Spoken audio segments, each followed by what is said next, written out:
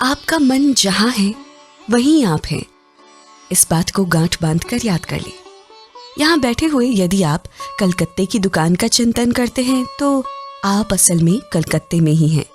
इसी प्रकार यदि शरीर यहाँ है पर मन शरीर को छोड़कर दिव्य वृंदावन धाम की लीला में है तो आप वृंदावन धाम में ही हैं। प्रारब्ध पूरा होने पर शरीर गिर जाएगा और आप सदा के लिए उसी लीला में सम्मिलित हो जाएंगे। सब कुछ आपकी इच्छा पर निर्भर है। इस अटूट सिद्धांत को मानकर साधना में लगे रहने से ही उन्नति हो सकती है। आपके मन की दशा का तो मुझे ज्ञान नहीं है कि उसमें क्या है, पर मेरा तो ये विश्वास है कि जिस दिन आप यथार्थ में चाहने लगिएगा कि मेरा मन व्रज लीला में फंस जाए, उसी दिन उसी क्षण अपने आप आपको मन के रोकने की नई नई युक्तियां सूझने लगेंगी कि ऐसे रोकें, ऐसे फंसाएं, ऐसे करें। नहीं होता है इसमें प्रधान कारण चाह में कमी है। मुझे अनुमान होता है कि वह व्याकुलता ही मन में शायद नहीं है। कभी कभी सोडा वाटर के उफान की तरह चित्त चाहता है, फिर ठंडा पड़ जाता है। यहाँ घड़ी दिख रही है, पर यह बिल्कुल सत्य बात है कि इसी घड़ी की जगह श्री कृष्ण है। अब जब तक आप घड़ी देखना बंद नहीं करेंगे तब तक श्री कृष्ण कैसे दिख सकते हैं, क्योंकि मन तो एक है और वो एक ही काम करेगा, चाहे घड़ी को देखे चाहे श्री कृष्ण को। श्री कृष्ण को देखने पर घड़ी नहीं दिखेगी और घड़ी को देखने पर श्री कृष्ण नहीं दिखेंगे। वैसे ही मन से या तो जगत का चिंतन होगा या श्री कृष्ण का। जहां जिस किसी भी पदार्थ का चिंतन आपका मन करता है वह पदार्थ उनकी ही माया की रचना है, उनकी एक लीला है। जब तक आप इस लीला को छोड़कर उनकी उस दिव्य चिन्मय लीला में मन नहीं ले जाएंगे तब तक कोई दूसरा क्या करेगा। आप कहें कि हमसे ऐसा होता नहीं। इसका साफ उत्तर है कि आपका मन अभी यह चाहता नहीं कि इस लीला को छोड़कर उस परम दिव्य लीला में जाए। आरंभ में कठिनाई होती है, पर ऐसी ऐसी युक्तियां हैं कि जिनके करने से मन वश में होगा ही। जब तक मन उसमें लीन नहीं होगा तब तक केवल पढ़कर वो आनंद आप ले ही नहीं सकते। आप करना चाहें तो मैं एक युक्ति बतलाता हूँ, पर वो होगी करने से ही। मान लें आप हरे राम जपते हैं। इसको जपते रहें, पर प्रत्येक मंत्र के उच्चारण के साथ एक बार आप ये ध्यान कीजिए कि श्री प्रिया प्रियतम एक वृक्ष के नीचे खड़े हैं।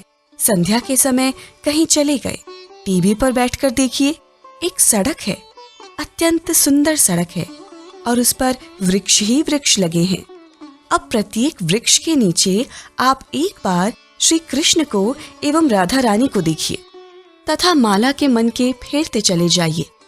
इस प्रकार 3 माला अर्थात वृक्ष के नीचे 300 बार श्री प्रिया प्रियतम का दिव्य चिंतन कीजिए। इस दृढ़ निश्चय के साथ ही ये करना ही है। ये अभ्यास यदि बढ़ गया और 16 माला हरे राम के षोडश नाम की हो गई तो आगे मन को टिकाने में बड़ी सुविधा होगी। पहले 3 माला से प्रारंभ करें। वास्तव में यदि आप चाहते हैं तो आपको ये करना ही पड़ेगा। धीरे धीरे मन की बदमाशी मिटानी ही पड़ेगी।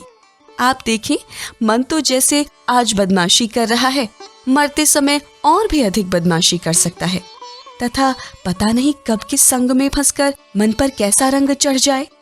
अतः उसके पहले ही मन की बदमाशी को पूरी तरह मिटा दें। उसके लिए ये बड़ी सुंदर युक्ति है। एक युक्ति और भी है, पर पहले आप इसे करें, फिर आगे की युक्ति कभी पीछे बताई जा सकती है। वह युक्ति संक्षेप में ये है कि जैसे माला को नियम चल रहा है, जैसे माला का जो नियम चल रहा है वह चले, पर खूब कड़ाई से ये नियम बना लें कि लगातार 3-4 घंटे बैठकर वृज संबंधी 5000 चीजों को याद करूंगा। 1-2 सेकंड के लिए उन 5000 चीजों को याद कर ही लूंगा, चाहे मन कितनी ही बदमाशी करे। इसके लिए एक किताब बनाकर अपने पास रख लेना चाहिए तथा 1, 2, 3 ऐसे नंबर लगाकर जैसे पाठ किया जाता है वैसे एक एक चीज को पढ़ते जाना चाहिए और उसका एक एक सेकंड के लिए ही चित्र बांधते जाना चाहिए तथा जीभ से नाम चलते रहना चाहिए। होता यह है कि मन भागने लगता है, पर नियम के कारण जहां साल 6 महीने प्रतिदिन दृढ़ता से ऐसा हुआ कि अभ्यासवश मन को ठीक उसी समय प्रतिदिन वहां आना पड़ेगा। पर बिना नागा इस नियम को निभाने से ही सफलता मिलती है। हाजिरी, मुलाहिजा, शिष्टाचार के फेर में पड़ने पर तो कोई नियम नहीं सधता। पहले आप ये 3 माला वाला नियम आज से या कल से शुरू करें और इसको खूब कड़ाई से चलाएं। देखें, विषयों में सुख नहीं है, पर तो भी सुख की भ्रांति होती है। इसका रहस्य मैं आपसे निवेदन करता हूँ कि ये भ्रांति क्यों होती है। मान लें खूब जोर से भूख लगी है। अब खाने के समय बड़ा आनंद मिलता है, पर असल में ये जो आनंद मिलता है वह खाने की वस्तु से नहीं आता। वह आता है उन भगवान से जो हृदय में बैठे हैं। होता यह है कि मन में इच्छा हुई, उत्कट इच्छा हुई कि कुछ खाऊं। इसी इच्छा की पूर्ति जब होती है तब उतनी देर के लिए मन की चंचलता मिट जाती है और वो स्थिर हो जाता है। स्थिर मन पर आत्मा का सुख प्रतिबिंबित होने लगता है और मनुष्य को आनंद का अनुभव होता है। असल में तो मन के टिकने से आत्मा के आनंद की छाया मन पर पड़ी है, इसलिए आनंद का अनुभव हुआ है।